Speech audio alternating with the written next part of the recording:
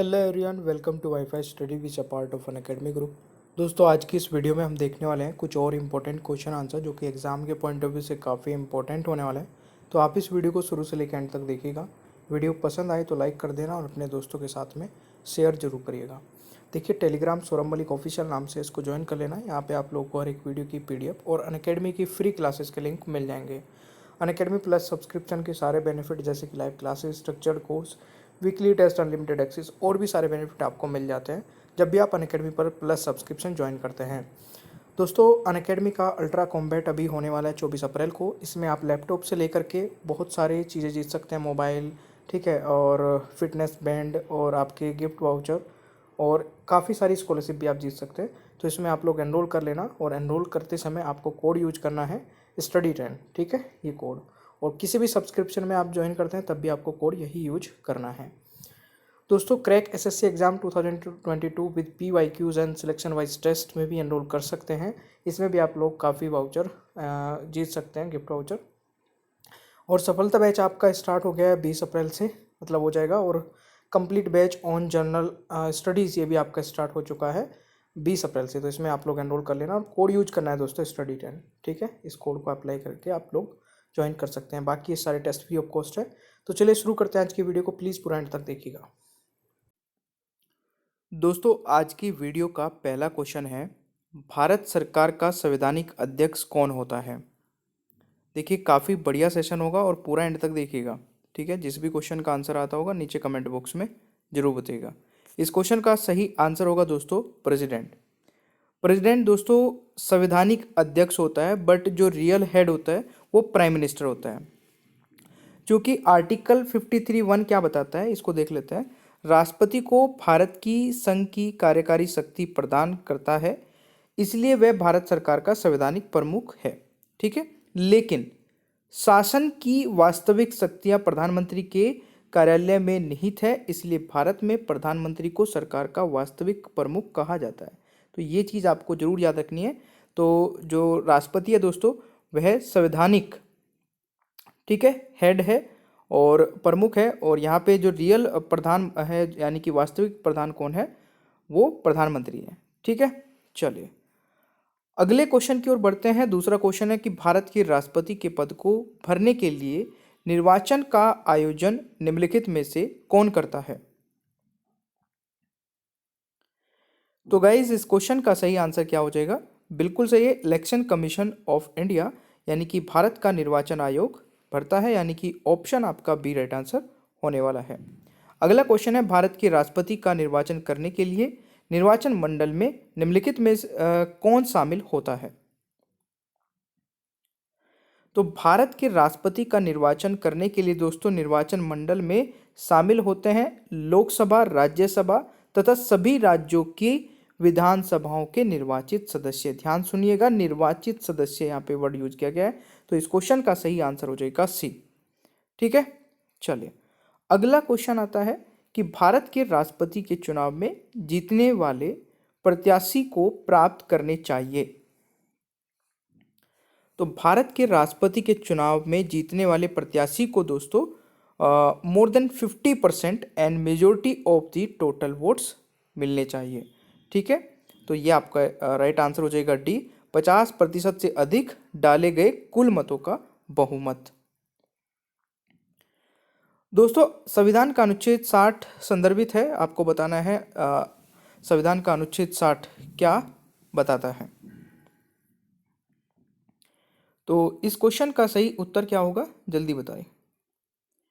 बिल्कुल, यहाँ पे जो राइट आंसर होगा दोस्तों, संविधान का अनुच्छेद 60 जो है वो ओथ ऑफ द प्रेसिडेंट, ठीक है, राष्ट्रपति की शपथ से संबंधित है, यानी कि ऑप्शन बी राइट आंसर होने वाला है।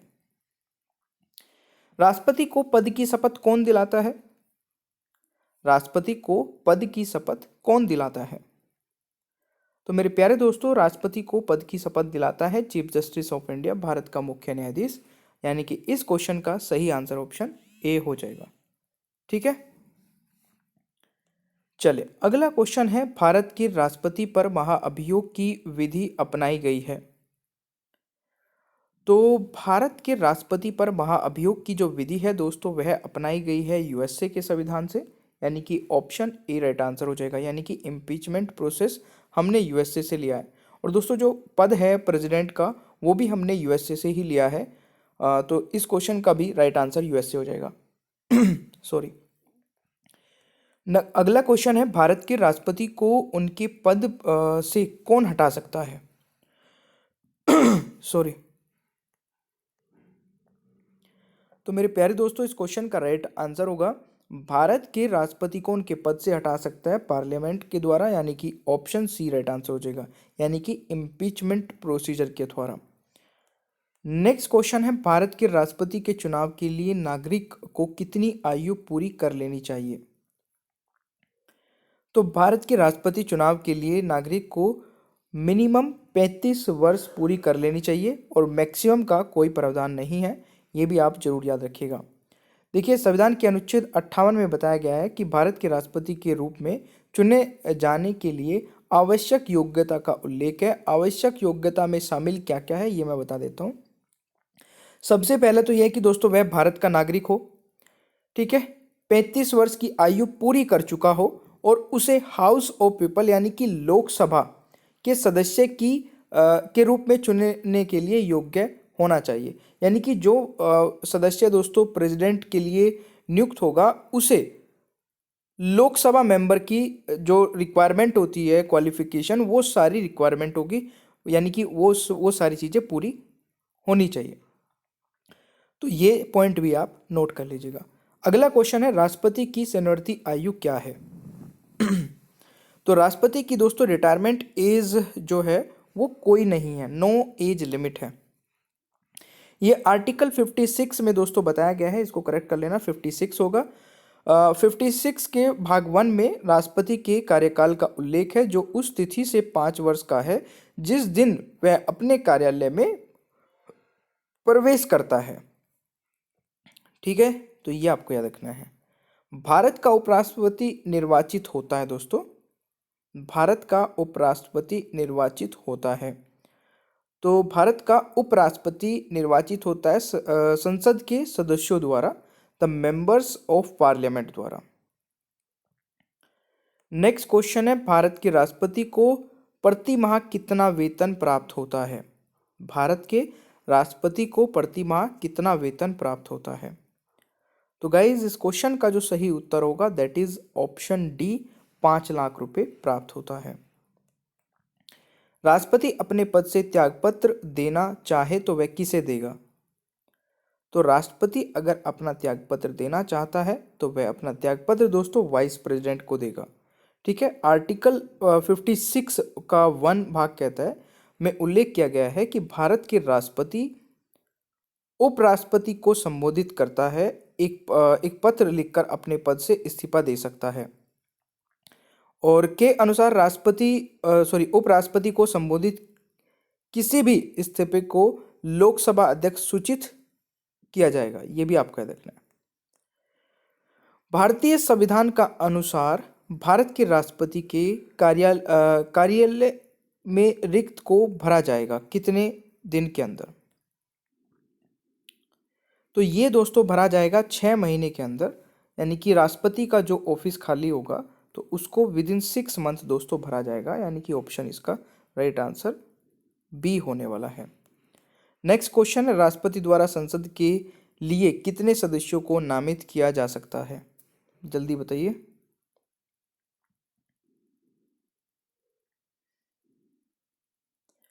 तो अब यहाँ पे थोड़ा सा जो है ना स्टूडेंट गलत कर रहे हैं आजकल। How many members can be nominated by for parliament by the president? तो पार्लियामेंट में दोस्तों 12 लोगों को राष्ट्रपति नॉमिनेट करता है, और वो भी कहाँ पर? राज्यसभा में, ठीक है। लोकसभा में जो 2 मेंबर नॉमिनेट किए जाते थे अब उनको नहीं करते हैं, तो राज्यसभा में 12 हो गए, तो अब पूरी पार्लियामेंट में ही 12 नॉमिनेट करता है राष्ट्रपति। तो इस क्वेश्चन का राइट आंसर सी होगा, ना कि डी। नेक्स्ट है, निम्नलिखित में से कौन देश का बलों का सर्वोच्च कमांडर होता है? तो दोस्तों देश का बलों का सर्वोच्च कमांडर कौन होता है? प्रेसिडेंट यानी कि राष्ट्रपति। इस क्वेश्चन का सही आंसर डी हो जाएगा। क्वेश्चन आता है, संघ सरकार के राज्य पत्रित अधिकारी की नियुक्ति और उन्हें सेवा से मुक्ति कौन करता है?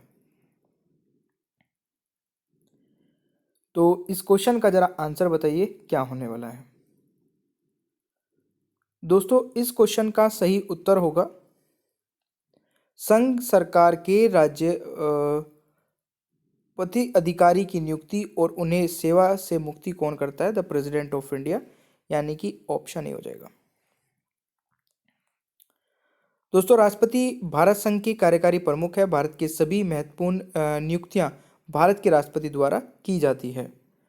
उनमें से अधिकांश के राष्ट्रपति द्वारा उनके कार्यालय से हटा दिया जाता है और उनमें से कुछ राष्ट्रपति के प्राधिकृत कार्यालय में रहते हैं। केंद्र सरकार के राजपत्रित अधिकारियों को केवल राष्ट्रपति द्वारा नियुक्त और बर्खास्त किया जाता है। नेक्स्ट है, निम्नलिखित में से कौन सी नियुक्ति राष्ट्रपति के द्वारा नहीं की जाती है? तो निम्नलिखित में से कौन सी नियुक्ति दोस्तों राष्ट्रपति द्वारा नियुक्त नहीं की जाती है? नियुक्ति नहीं की जाती है तो स्पीकर ऑफ लोकसभा इस क्वेश्चन का दोस्तों यहाँ पे राइट आंसर होने वाला है, यानी कि option A is the right answer. Bharat के मुख्य न्यायाधीश भारत में सभी 3 रक्षा बलों के प्रमुख यानी भारतीय सेना, नौसेना और वायुसेना की नियुक्ति भारत के राष्ट्रपति द्वारा की जाती है, जबकि लोकसभा के अध्यक्ष की नियुक्ति राष्ट्रपति द्वारा नहीं की जाती है बल्कि वे अपने सदस्य में से नवगठित लोकसभा द्वारा चुने जाते हैं। तो ये आप लोगों को जरूर एक बार पढ़ लेना है। राष्ट्रपति के नियुक्ति के क्षेत्र अधिकार के अंतर्गत इनमें से कौन नहीं है? तो दोस्तों कौन नहीं है जल्दी से बताइएगा। तो इसमें अगर मैं बात करूं एडवोकेट जनरल की तो ये नहीं है, तो right answer is option D. राष्ट्रपति का अध्यादेश लागू रह सकता है। राष्ट्रपति का अध्यादेश लागू रह सकता है कितने महीने के लिए? President ordinance can remain in force for 6 month, 6 महीने के लिए, यानी कि बी राइट आंसर हो जाएगा। नेक्स्ट है, भारत के पहले दलित राष्ट्रपति कौन थे? देखिए भारत के पहले दलित राष्ट्रपति, ये क्वेश्चन कई बार आ चुका है एग्जाम में। तो भारत के पहले दलित राष्ट्रपति थे दोस्तों के.आर. नारायण। ठीक है, के.आर. नारायण भारत के पहले दलित राष्ट्रपति थे और देश के सर्वोच्च पद को प्राप्त करने वाले पहले मलयाली व्यक्ति भी थे। ठीक है, तो ये आप देख लीजिएगा। यहाँ पे अगर मैं इनके कार्यकाल की बात करूँ दोस्तों तो 1997 से 2002 तक इन्हें ये जो है दोस्तों 10वें राष्ट्रपति के रूप में और 9वें उपराष्ट्रपति के रूप में नियुक्त रहे हैं। ठीक है, अगला क्वेश्चन आता है, लोकलेखा समिति अपनी रिपोर्ट प्रस्तुत करती है। तो लोकलेखा समिति दोस्तों अपनी रिपोर्ट प्रस्तुत करती है किसे? द स्पीकर ऑफ लोकसभा को। ठीक है, right answer is option B, the speaker of Lok Sabha, ये आपका राइट आंसर हो जाएगा। तो समिति का अध्यक्ष लोकसभा अध्यक्ष द्वारा नियुक्त किया जाता है, यह भी आपको याद रखना है। और यह समिति लोकसभा के स्पीकर को अपना रिपोर्ट सौंपती है। ये चीज़ें आपको मिल जाएगी। और देखिए इसकी जो पीडीएफ है दोस्तों वो आपको मिल जाएगी टेलीग्राम पे, और टेलीग्राम का नाम है Saurabh Malik official. Saurabh Malik official search कर लेना, आपको ये पीडीएफ भी मिल जाएगी और वहाँ पे और भी पीडीएफ और भी वीडियोस के लिंक मिल जाएंगे। निम्नलिखित में से कौन 2 बार भारत का राष्ट्रपति चुना गया है? तो दोस्तों 2 बार भारत का राष्ट्रपति कौन चुना गया है? बाबू राजेंद्र प्रसाद, यानी कि डी यहाँ पे राइट आंसर हो जाएगा। कब कब दोस्तों? देखिए यहाँ पे अगर मैं बात करूँ तो भारत के पहले राष्ट्रपति डॉक्टर राजेंद्र प्रसाद 1950 में नियुक्त हुए थे। फिर 1962 तक दोस्तों बीच में एक बार फिर 1957 में नियुक्त हुए, यानी कि 1950 से 1962 तक इनका कार्यकाल रहा है। और ये 2 बार राष्ट्रपति बने, एक बार 1950 में, एक बार 1957 में। ठीक है, चलिए दोस्तों एक राधा कृष्ण भारत के दूसरे राष्ट्रपति थे, जबकि के.आर. नारायण समाज के हाशिए के तबके से राष्ट्रपति चुने जाने वाले पहले उम्मीदवार थे। वैसे इतना इंपॉर्टेंट लाइन नहीं दिए, आपको यही याद रखना है जो मैंने आपको पहले बताया था। क्वेश्चन आता है कि निम्नलिखित में से कौन सा व्यक्ति निर्विरोध राष्ट्रपति पद के लिए चुना गया था? तो कौन सा व्यक्ति निर्विरोध राष्ट्रपति पद के लिए चुना गया था? इस क्वेश्चन का दोस्तों सही आंसर क्या होगा? ऑप्शन हो जाएगा एन संजीव रेड्डी। ठीक है, Neelam Sanjeev Reddy is the right answer. तो यह आपको याद रखना है। तो नीलम संजीव रेड्डी दोस्तों एकमात्र राष्ट्रपति हैं जो निर्विरोध चुने गए। उन्होंने 1977 से 1982 तक भारत के 6ठे राष्ट्रपति के रूप में कार्य किया। वे आंध्र प्रदेश के पहले मुख्यमंत्री और दो बार लोकसभा अध्यक्ष रहे और वे अब तक के सबसे कम उम्र के भारतीय राष्ट्रपति बने हैं। दोस्तों कौन पहली बार गैर राजनीतिक व्यक्ति राष्ट्रपति बने? कौन पहली बार गैर राजनीतिक राष्ट्रपति बने थे? तो एपीजे अब्दुल कलाम जी, डॉक्टर एपीजे अब्दुल कलाम जी दोस्तों गैर राजनीतिक व्यक्ति थे जो राष्ट्रपति नियुक्त हुए थे। तो इस क्वेश्चन का राइट आंसर बी हो जाएगा। नेक्स्ट है, भारतीय संविधान के अनुसार केंद्रीय मंत्री अपने पद पर किसकी इच्छा से बना रहेगा? तो दोस्तों इस क्वेश्चन का राइट आंसर क्या होगा? भारतीय संविधान के अनुसार केंद्रीय मंत्री अपने पद पर किसकी इच्छा से अनुसार बना रहेगा? राष्ट्रपति की। तो राइट आंसर इस ऑप्शन है। नेक्स्ट है, उपराष्ट्रपति खालिस्तान होता है। उपराष्ट्रपति दोस्तों किसी भी सदन का सदस्य नहीं होता है, not a member of any house. तो यहाँ पे राइट आंसर डी होगा। नेक्स्ट है, भारत का उपराष्ट्रपति निर्वाचित होता है। भारत का उपराष्ट्रपति निर्वाचित होता है। तो भारत का उपराष्ट्रपति दोस्तों निर्वाचित होता है member of the of state legislature and parliament, यानी कि डी यहाँ पे राइट आंसर हो जाएगा। क्वेश्चन आते हैं, भारत के किस उपराष्ट्रपति ने लगातार 2 कार्यकाल संपन्न किए? तो दोस्तों यहाँ पे अगर मैं बात करूं भारत के किस उपराष्ट्रपति ने लगातार 2 कार्यकाल संपन्न किए, तो एस राधाकृष्णन दोस्तों यहाँ पे राइट आंसर हो जाएगा। क्वेश्चन आता है, किसी दोषी व्यक्ति को सजा को क्षमा, निलंबन या परिहार की शक्ति निहित है। तो ये किसको है दोस्तों? ये बहुत इजी क्वेश्चन है, ठीक है ना। तो इस क्वेश्चन का जो राइट आंसर होगा दैट इज बिल्कुल प्रेसिडेंट हो जाएगा राइट आंसर। अगला क्वेश्चन आता है कि राष्ट्रपति का अभिभाषण कौन तैयार करता है? तो देखिए राष्ट्रपति का अभिभाषण दोस्तों कौन तैयार करता है? तो केंद्रीय मंत्रिमंडल इस क्वेश्चन का यहाँ पे राइट आंसर हो जाएगा। अगला क्वेश्चन है, राष्ट्रपति किस सूची पर अध्यादेश जारी कर सकता है? दोस्तों राष्ट्रपति किस सूची पर अध्यादेश जारी कर सकता है? तो यहाँ पे राइट आंसर हो जाएगा यूनियन लिस्ट, यानी कि संघ सूची पे। क्वेश्चन आता है कि द रिपब्लिक एथिक और लोकतंत्र के स्वर नामक पुस्तक संबंधित है। तो ये है दोस्तों बिल्कुल राष्ट्रपति का भाषण, यानी कि ऑप्शन बी राइट आंसर हो जाएगा। नेक्स्ट है, निम्नलिखित में से किस राष्ट्रपति ने मुख्यमंत्री के रूप में कार्य किया? तो निम्नलिखित में से किस राष्ट्रपति ने मुख्यमंत्री के रूप में कार्य किया? What is the right answer of this question? ये जरा आप बताइएगा। तो यहाँ पे राइट आंसर हो जाएगा ऑल ऑफ द अबव, उपरोक्त सभी यहाँ पे राइट आंसर होगा दोस्तों। क्वेश्चन आता है, निम्नलिखित में से किस राष्ट्रपति का कार्यकाल के दौरान निधन हो गया? तो which of the following president die during the tenure? तो निम्नलिखित में से किस राष्ट्रपति का कार्यकाल के दौरान निधन हो गया? तो यहाँ पे राइट आंसर हो जाएगा Fakhruddin Ali Ahmed. Fakhruddin Ali Ahmed is the right answer. कौन बिहार के राज्यपाल के रूप में कार्य करने वाले पहले राष्ट्रपति हैं? तो कौन बिहार के राज्यपाल के रूप में कार्य करने वाले दोस्तों पहले राष्ट्रपति हैं? तो जाकिर हुसैन इस क्वेश्चन का राइट आंसर होगा। क्वेश्चन आता है, निम्नलिखित में से किस राष्ट्रपति ने लोकसभा अध्यक्ष के रूप में कार्य किया? तो निम्नलिखित में से किस राष्ट्रपति ने लोकसभा अध्यक्ष के रूप में कार्य किया? तो नीलम संजीव रेड्डी दोस्तों यहाँ पे राइट आंसर रहने वाला है। संविधान का उल्लंघन करने पर राष्ट्रपति पर महाअभियोग लगाया जा सकता है दोस्तों किस हाउस में या फिर किसके द्वारा? तो दोनों हाउस में लगाया जा सकता है, संसद के दोनों सदनों में। तो right answer is D. Question है, सुकोई 30 में उड़ान भरने वाले पहले राष्ट्रपति कौन हैं? तो सुकोई 30 में उड़ान भरने वाले पहले राष्ट्रपति दोस्तों प्रतिभा पाटिल जी हैं, यानी कि ऑप्शन बी राइट आंसर हो जाएगा। निम्नलिखित वेटो शक्तियों में से कौन राष्ट्रपति को प्रदान नहीं की जाती है? तो इस क्वेश्चन का दोस्तों राइट आंसर होगा योग्य वेटो नहीं प्रदान की जाती है, यानी कि सी इज द राइट आंसर। देखिए यार, एक तो आप लोग ना लाइक नहीं करते हो, तो लाइक जरूर कर दिया करें, और मैं आपको हर मतलब पीडीएफ चेंज करता रहूँगा, तो आपको सेशन पूरा एंड तक देखना होता है, ठीक है। चलिए next.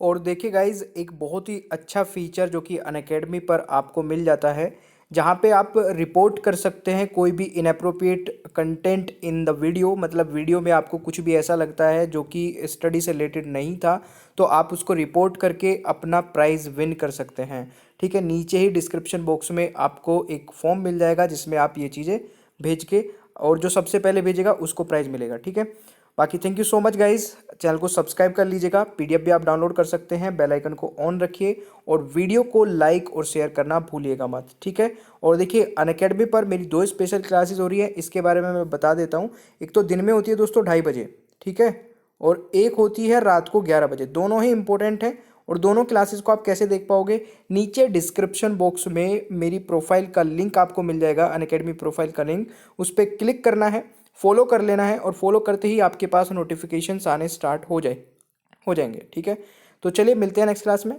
Thank you so much.